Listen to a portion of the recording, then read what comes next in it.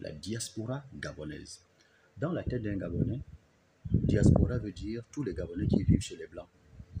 Ce n'est pas le cas.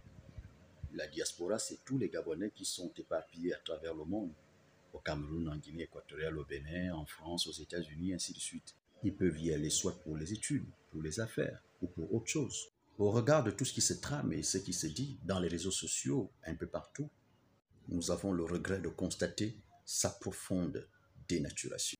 Parce qu'à l'origine, quand les pays africains envoyaient leurs enfants à l'étranger, c'était pour apprendre, connaître les sciences, les arts, la maîtrise de la matière, les technologies, afin qu'ils reviennent en Afrique pour développer leur continent, développer leur pays. Et dans l'imaginaire de l'Africain, la diaspora nous inspirait une exemplarité morale, intellectuelle. C'est en cela qu'on pouvait avoir des grandes figures. Léopold Sédar Senghor, pour parler du cas du Gabon, Simon Yonaba et toute autre grande figure que je n'ai pas citée ici. Mais l'objectif était vraiment de faire en sorte que les connaissances acquises à l'étranger soient mises au service du développement du pays.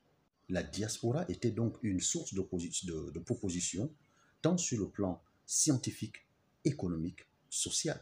Il faut dire que les choses ont changé parce que ce n'est plus l'État qui envoie.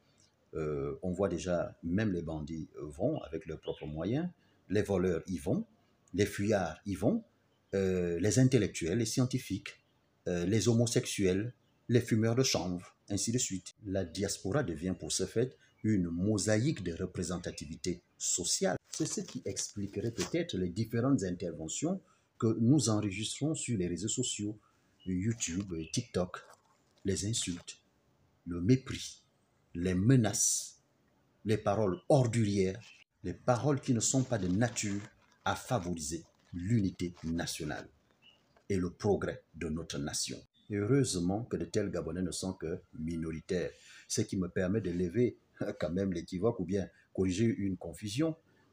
Certains Gabonais pensent que diaspora veut dire les Gabonais qui vivent en France. Non. Diaspora veut dire tous les Gabonais qui vivent hors du Gabon. En fait, c'est ça. Voilà pourquoi je pense qu'ils ne sont pas majoritaires. Parce que quand on regarde ceux qui ont ces comportements déviants, ils n'atteignent pas les 7%, bien heureusement. Mais cela ne nous empêche pas de critiquer certaines dérives, surtout lorsqu'on va jusqu'à insulter un président de la République qui a la femme et les enfants. Les autorités de la République, vous les insultez parce que vous vous retrouvez dans un autre pays et vous pensez être intouchable. Cela ne peut pas nous laisser indifférents parce que c'est l'honneur, la dignité de notre pays qui est en jeu. Parfois, je me pose la question de savoir, ils posent ces actes par ignorance ou ils font exprès? Parce que comme le disait Socrate, nul n'est méchant volontairement. Quand quelqu'un est méchant, ça veut dire qu'il est ignorant d'une certaine manière.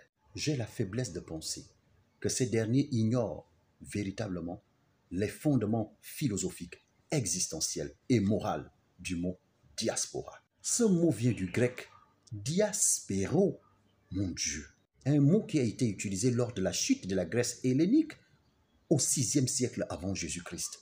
Comme la Grèce était dans une situation de famine et de disette, certains se sont installés dans d'autres pays. Ils ont amené des semences.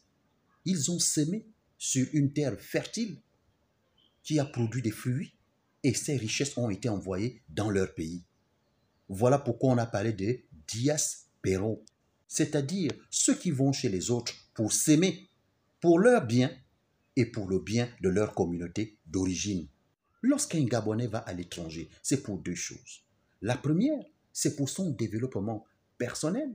Les connaissances acquises dans les écoles et dans les universités gabonaises, ces connaissances seront approfondies dans un autre pays. Deux, il met ses connaissances, son expertise et sa maîtrise de la matière, sa maîtrise de la science au service du développement de son pays d'origine. Il pourrait le faire soit à distance, soit réintégrer son pays afin de partager sa connaissance aux autres et permettre à son pays de se développer. C'est dans cet esprit que le mot diaspora a été créé. Et non pour aller insulter les chefs d'État. Et non pour aller faire dans l'arrogance. Il ne s'agit pas d'aller fumer le chanvre à l'étranger. Il ne s'agit pas de devenir homme, devenir femme, devenir ceci. Ce n'est pas de cela qu'il s'agit. Le mot diaspora a été créé pour des objectifs qui sont purement nobles. Et heureusement qu'il ne s'agit là que des comportements minoritaires.